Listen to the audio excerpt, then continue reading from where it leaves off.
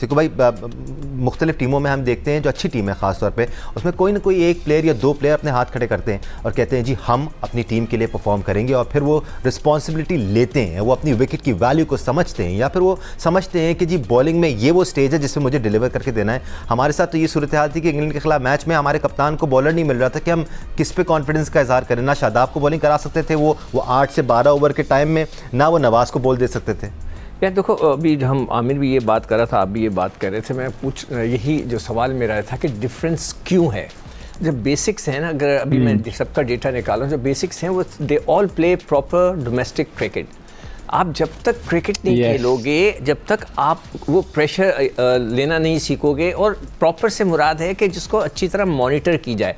हमारे यहाँ जैसे कि अभी T20 हो रही, नोबडी नोस कहाँ हो रही है, कब हो रही है, किसने देखा जंगल में मोर नाचा, किसने देखा वाली बात है, किसी को कुछ नहीं पता। हम कभी फॉलो करते नहीं, वो इंटरेस्ट ही नहीं रहा। आपको उसमें ऐसा करना पड़ेगा। इन सारे लड़कों कब पिछले 10 साल से मैं देख रहा हूँ यही लड़के चले आ रहे हैं, कहीं इधर से आ जाता है, कोई उधर से यही लड़के घूम रहे हैं। नए बच्चों को आप कहाँ लाए? कहीं आपने डोमेस्टिक क्रिकेट को रिस्पेक्ट दी, किसी को लाए? जब तक ये बच्चे, ये लड़के खेलेंगे नहीं, अब तो खैर इनमें से आधों को तो फारिग कर देना चाहिए। मैं तो मतलब बिल्कुल पिछले वर्ल्ड कप के बाद भी कहा था आपने। यार अब क्या करें, देखें ना, वो पिछले वर्ल्ड कप में खुशदिल को आप लेकर आ गए थे, इस दफ़ा आप शादाब को लेकर आ गए। आपको नए बच्चों को लाना पड़ेगा, इसको प्रॉपर्ली डोमेस्टिक क्रिकेट को ऑर्गेनाइज करना पड़ेगा। हम तो ये कहते हैं भाई साहब, जिसको लाना है ले आएं, लेकिन पहले उसको डोमेस्टिक खिलाएं, थोड़ा सा एक्सपीरियंस दें, उसका अगर इंजरी थी तो उसको वापस आने दें, एक्सपीरियंस लेने दें, फिर भले ले आएं। नहीं देखो, उसका जिसको लाना है लाएं, मेक श्योर परफॉर्मर हो। हाँ, और परफॉर्मर लीग में ना हो, चीचा वतनी की लीग में परफॉर्म करके ना आया हुआ वो। जिससे भी बात करो, आमिर जब भी किसी प्लेयर के बारे में बात की जाती है, वो कहता है यार उधर तो वो इतना जबरदस्त खेला था, वो अलग चीजें हैं। हमें अपनी देखें, हमारी ये जो सीकू भाई ने बात की है ना, सीकू भाई ने जो बात की है, मैं 110% एग्री करूंगा। मैं काउंटी काफी अरसे से खेल रहा हूं। जब भी इनके नेशनल प्लेयर्स फ्री होते हैं, 4 डे चल रही है, रूट मेरा फौरन जाके 4 डे खेलेंगे। T20 चल रही है, जाके फौरन T20 खेलेंगे। ये सीकू भाई की 110% बात ठीक है कि वो अपनी डोमेस्टिक क्रिकेट नहीं छोड़ते। जब भी कोई उनकी नेशनल ड्यूटी नहीं है, वो आपको काउंटी में ही नजर आएंगे, वो कहीं इधर उधर आपको नजर नहीं आएंगे। इवन आप देख लो, जब PSL भी चल रहा होता है, उनका अगर रेड बॉल का जो क्रिकेटर है वो PSL नहीं आता, वो रेड बॉल खेलता है, क्योंकि उनको अलाउड नहीं है, क्योंकि उन्होंने वो रेड बॉल का कॉन्ट्रैक्ट किया हुआ है। तो वो अपना जब डोमेस्टिक चल रहा है, फिर वो डोमेस्टिक क्रिकेट खेलते हैं, और ये बहुत बड़ा डिफरेंस है। हम क्या करते हैं कि आपने जैसे बोला कि चीचा वतनी की लीग में जो परफॉर्म करता है हम ले आते हैं।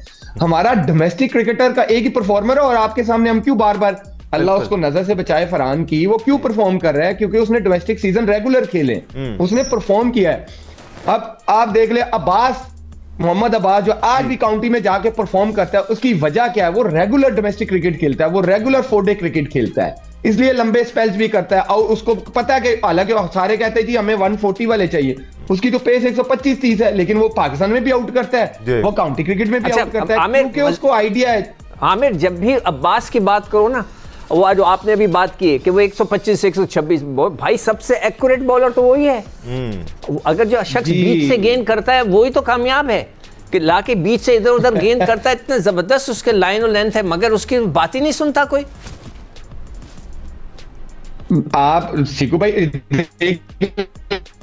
सैम करन 140 करता है, नहीं उनको T20 में वो चाहिए था। हमारा सैम करन यहाँ पे होता, पता क्या कहते हैं? उसका एक्शन ही नहीं ठीक, उसका नॉन बॉलिंग आर्म यूज नहीं होता, ये तो नहीं, ये नहीं चलेगा, ये तो आके सिर्फ स्लो बॉल कर देता है। भाई प्लेयर से काम लेना आना चाहिए कि आपको किस रोल में प्लेयर सूट करता है, किस कंडीशन में प्लेयर सूट करता है। आपने जैसे हम अगर अभी बात करें, हमने पहले चारों सारे ओपनर हैं वो मिडिल ऑर्डर में भी खेल रहे हैं। आप ये देख लें, आपने पहले रोल की बात की कि ऐसा क्यों होता है। एक तो रोल का होता है, दूसरा फिर स्किल लेवल का बड़ा फर्क होता है। आप देख लें हैरी ब्रूक, वो 4 से 5 पे खेल रहे थे, पिछले मैच में 3 पे आए, 100 कर गए। अब जो विल जैक्स हैं वो काउंटी में T20 में ओपन करते हैं, लेकिन इंग्लैंड में उनको बोला हुआ है जब से वो इंग्लैंड क्रिकेट खेल रहे हैं कि आप भाई हमें 4 या 5 नंबर पे चाहिए, आपका ये रोल है, आपने इस तरह की क्रिकेट खेलनी है, यहां पे परफॉर्म करेंगे तो आप इंग्लैंड टीम में। और आप देख लें विल जैक्स पिछले मैच में 5वें नंबर पे आए, वो इंपैक्ट इनिंग खेल के चले गए। यहाँ पे उनके रोल्स भी बड़े क्लियर हैं, लेकिन हमारा क्या है, रोल क्या? फहीम खेलता है, ना बॉलिंग करता है ना बैटिंग करता है, वैसे ये खेलता है ना बॉलिंग आती है ना बैटिंग आती है। वैसे फहीम का सबसे इंटरेस्टिंग रोल है, बहुत ही इंटरेस्टिंग है। अगर आ गया तो अगर आपको 2 ओवर मिल गए खेलने को तो ठीक है, अगर आपको बॉलिंग का मौका मिल गया तो सही, वरना but he still in the team. And Aamir, it was not rocket science यार। 2-3 मैचेस शुरू किए तो ऐसे थे जहां पर आपने जबरदस्ती नवाज को या शादाब को ऊपर भेजा, इवन आपने बाबर और उस्मान को रोका।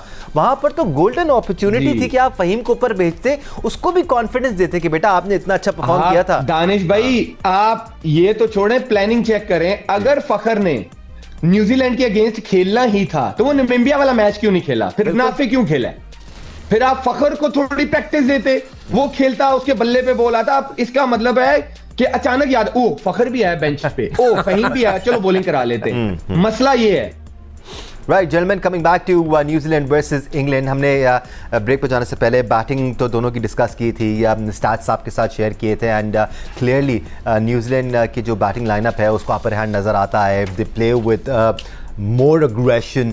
इनफैक्ट इस साल जिस अग्रेशन के साथ वो खेलते हुए नजर आए और जितना पक्का उनके बैटर्स खेलते हुए नजर आए, hats off to them. But bowling department में कंपैरिजन आपको कैसा लगता है आमिर?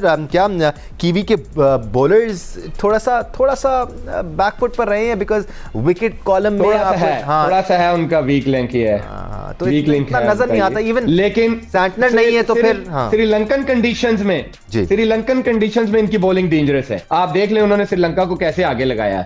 वो इंडिया में खेले थे पहले मैचेस जो न्यूजीलैंड के बॉलर से। यहाँ की कंडीशंस में आप देख लें, अगर प्रमदासा है या कैंडिया, यहाँ पे नया बॉल भी स्विंग होता है और टर्न भी होता है, आपने ये भी देखा है। तो यहाँ पे आई थिंक दोनों की बॉलिंग इवन आ जाएगी। इवन देख लें इंग्लैंड की भी बॉलिंग फॉर्म में आई है, जैसे जोफ्रा आर्चर तेज बॉलिंग कर रहे हैं, विकेटें लेके दे रहे हैं, ओवरटर्न है, विकेटें लेके दे रहे हैं, आदिल रशीद जो है कंट्रोल ला रहे हैं उनके मिडल में। इसी तरह इनका भी है कि हेनरी नए बॉल से विकेट लेके दे रहे हैं, सेंटनर वगैरह जब बॉलिंग आती है वो कंट्रोल दे रहा है। सूदी ने पिछले मैच में अच्छी बॉलिंग की, फिर उनके जो एक दूसरे ऑफ स्पिनर आए थे पावर प्ले में। तो यहां पे इन दोनों की बॉलिंग मुझे लगता है इन कंडीशंस में इवन जाएगी, क्योंकि इनके पास वैरायटी बहुत ज्यादा है दोनों टीमों के पास। अच्छा, इंग्लैंड के अंदर जैक एक आ गया है, जैक्स जो है वो बड़ा वो भी करता है, वो आजकल बड़ा यूटिलिटी प्लेयर बन गया है। अब इनके पास जो है ना रविंद्रा सेंटनर और मैकॉन्ची जो है लड़का एक नया जो ऑफ स्पिनर वो लेके है, बैटिंग भी बहुत अच्छी कर रहा है। पिछले मैच में कितने मैच बचाया उसने बैटिंग करके। मगर ये कि जो पेस की बात है ना, जो आर्चर की जो पेस है ना वो बड़ी इफेक्टिव है। वो कभी भी किसी जगह भी आकर जो है ना अफेक्ट करती है। यहाँ पर फर्गूसन है जो कि अच्छी पेस से गेंद करता है। मगर ये कि बाकी वो बॉलर्स हैं कि जो आप जैसे कह रहे हो कि जैसे अब्बास टाइप के विद इन द स्टंप्स और वो रेगुलर वो बॉल कराने वाले, और हेनरी है, डफी है, जेमिसन है, निशन है, ये सारे लड़के हैं इनके पास। हाँ, तो अच्छी दोनों की बैलेंस है। मगर ये थोड़ा सा स्पिनिंग अटैक मुझे लगता है इंग्लैंड का बेहतर नजर आ रहा है मुझे। हैविंग सेड दैट, इंग्लैंड का जो कॉम्बिनेशन है ना आमिर, आदिल रशीद के साथ जो इनके पेसर्स जिस तरह से यूज किए जाते हैं और जिस तरह से ऑपरेट करते हैं, ये वो बड़ा इंप्रेसिव है। They may not have that potency, but as a unit जब ये मिलते हैं तो फिर वो काफी पोटेंट बन जाते हैं एज अ बॉलिंग अटैक। बिल्कुल आप सही कह रहे हैं, क्योंकि आप देखें ना, मैंने आपको जैसे बोला कि वो जो बॉलर्स खिलाते हैं वो ये नहीं है कि यार आज मैं बॉलिंग कर लूं शायद अगले में ना करूं। वो मेक श्योर करते हैं कि जो बॉलिंग यूनिट है उनको भाई कोटा पूरा करवाएं। और विल जैक्स लोग समझते हैं वो पावर टाइमर है। मैं काउंटी जब से खेल रहा हूं भाई, वो पावर प्ले में बॉलिंग करता है, वो नए बॉल से भी बॉल करता है, वो प्रॉपर बॉल 100 में भी वो बॉलिंग करता है, वो पूरा बॉलर है। तो वो ऐसे नहीं किसी प्लेयर को लेके आते कि ये कोटा पूरा करे, वो लाते किसी रोल के लिए कि वो उस रोल पे बैठे कि जहां जरूरत हमें पड़ेगी ये पूरे ओवर करेगा। वो ऐसे नहीं है। हम असल क्योंकि हमने अपना देख देख के तो हमें लगता है कि फलाना पावर टाइमर है या ये शायद 2 ओवर कर लेगा, लेकिन उनका पीछे एक बैकग्राउंड देखेंगे ना डोमेस्टिक में, वो प्रॉपर बॉलिंग करते हैं। उनको वो आइडिया कि अगर सिचुएशन आएगी तो मैं वो रोल पूरा करूंगा। और ये इंग्लैंड को क्रेडिट जाता है कि आप देख लें, इवन हम कहते हैं कि यार फरहान परफॉर्म नहीं करेगा तो हमसे 140 नहीं होगा, उनके देख ले दोनों ओपनर फॉर्म में नहीं है, लेकिन वो कैसे पिछला मैच जीते हैं। तो उनके भाई उनके प्लान्स, उनके रोल्स बड़े क्लियर हैं। उनको पता है, क्योंकि एक फ्री माइंड से खेल रहे हैं कि एक प्लेयर को पता है कि मेरा रोल क्या है और मैंने उसी रोल को अदा करने की कोशिश करनी है। नहीं भी होगा टीम की बैकिंग है कि क्योंकि रोल मेरा ऐसा है। यहाँ पे प्लेयर को रोल भी नहीं पता, फिर प्लेयर को इनसिक्योरिटी भी है कि नहीं करूंगा तो टीम से बाहर हो जाऊंगा। तो ये बहुत बड़ा डिफरेंस, हम मैच ही नहीं कर सकते अपनी टीम को इन न्यूजीलैंड या इंग्लैंड की टीम से। अच्छा, एक और बॉलर है इनका डॉसन, जिसका वो भी आकर वो भी बड़े अच्छे बॉलिंग में भी उन्होंने उनको हमने देखा अच्छी आकर जो है कंट्रीब्यूशन उसकी। वो आप जब देखेंगे इंग्लैंड में रेड बॉल हो रही होगी ना, वो रेगुलर खेल रहा होगा और वो लंबे लंबे स्पेल करता है और पूरी बैटिंग करता है, 100 भी करता है। अभी लास्ट ईयर में लास्ट ईयर मैं एसिक्स से खेल रहा था, 100 भी किया उसने, मैं ग्राउंड में मैच देख रहा था, और उसने पांजा भी लगाया। तो वो भाई प्रॉपर ऑलराउंडर है वो। मैंने आपको पहले बोला है, क्योंकि इंग्लैंड की क्रिकेट को मैं इसलिए इन प्लेयरों को बेहतर जानता हूं कि पिछले 8-9 साल से इनके अगेंस्ट भी खेला हूं, इनके साथ भी खेला हूं। ये रेगुलर काउंटी क्रिकेट। अच्छा आमिर ये बताओ, ये प्रॉपर प्लेयर्स हैं। आमिर तुम जो काउंटी की जो मैं बात कर रहा हूं, मैं भी यही बोल रहा हूं कि इनको डोमेस्टिक क्रिकेट खेलने, क्या कोई काउंटी का लड़का ये कह सकता है यार मैं आज थका हुआ, मैं नहीं आ रहा खेलने के लिए? कभी हो सकता है?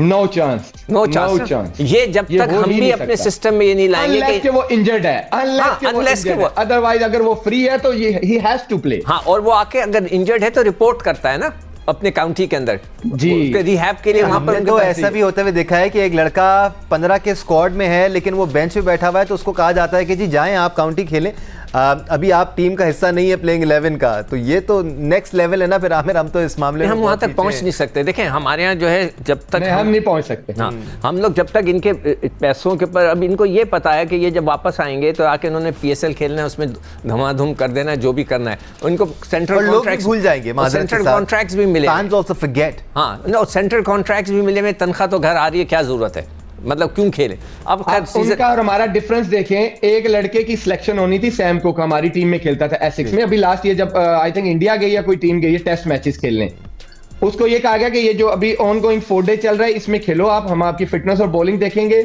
अच्छा वो 4 डे खत्म हुआ, 3 दिन के बाद के 4 दिन के बाद टेस्ट था, उसको बुलाया टीम के साथ, 2 दिन उसने प्रैक्टिस की प्लेइंग। उनका जो अनाउंस था 12 का स्क्वाड अनाउंस हुआ, वो नहीं था, उसको बोला कि अभी 4 डे तुम्हारा दोबारा परसों से स्टार्ट है, जाके 4 डे खेलो। उसको नहीं कहा कि तुम टीम के साथ रहो इधर, कहा जाके 4 डे खेलो। वो वापस आया काउंटी में, वो फिर 4 डे खेलना स्टार्ट हो गया।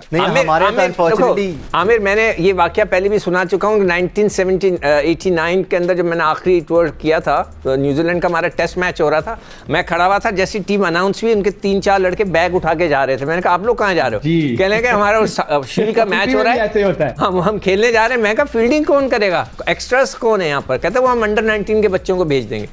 ये मैंने खुद अपनी आंखों से देखा। कर तुम तो खेलते हो वहां पर। जॉर्डन कॉक्स जो है, जॉर्डन कॉक्स इंग्लैंड से भी खेला है, दुनिया की हर लीग खेल रहा है। अभी पाकिस्तान शाहीन जो खेल रही है दुबई में, अगला कप्तानी कर रहा है, वो दुबई में खेल रहा है। हालांकि वो इंग्लैंड की अभी नेक्स्ट लाइन में है कि उसने खेलना है इंग्लैंड के लिए, और वो दुबई में खेल रहा है। दुनिया की हर लीग भी खेलता है, इंग्लैंड से भी अभी खेला है। लेकिन उन्होंने एक पाथवे दिया हुआ है कि भाई जब आप फ्री हो, अगर ये क्रिकेट हो रही है तो आपको खेलना है इंग्लैंड में सिलेक्ट होने के लिए। जो मैंने कल भी आई थिंक बात की थी कि हमारी टेस्ट सीरीज हो रही है, 3 दिन बाद टेस्ट है और 4 दिन बाद, तो एक 4 डे जाके खेल लो, आप जाके नेट में प्रैक्टिस कर रहे हो। अच्छा वहां पे आमिर कोई याद होगा अभी पाकिस्तान, एब्सोल्युटली आमिर वहां पे कोई किंग है? वहां पे कोई किंग नहीं है। आपको लगेगा नहीं कि ये इंटरनेशनल प्लेयर है। तो आपको ये वीडियो कैसा लगा हमें कमेंट बॉक्स में ज़रूर बताएं। तो मिलते हैं नेक्स्ट वीडियो में, तब तक के लिए जय हिंद, जय भारत, वंदे मातरम।